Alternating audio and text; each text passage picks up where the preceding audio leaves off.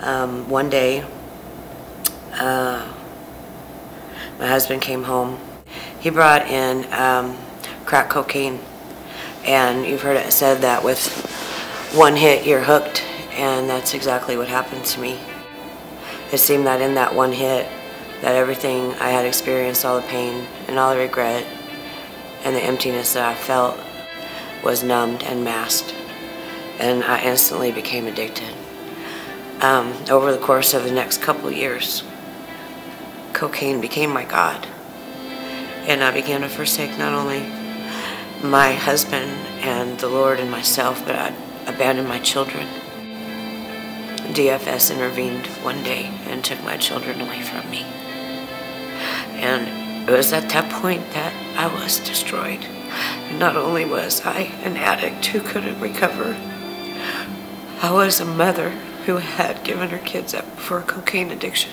I didn't know anymore that God would accept me. I just believed in my heart I had done too much. I spent the next 9 years on the streets. And I forgot about God until one day I realized that my daughters were getting ready to turn 18, my oldest, and that she would probably want to contact me. And I did not want her to find me in the condition that I was in. And so I went in the restroom away from everyone, and I cried out to God. And I said, God, you who I fell in love with at 17, you loved me then. And no, you don't change. And although I've changed for the worse, I want to change for the better. And I need your help. And for the first time in 11 years, I felt the presence of God just flood that room.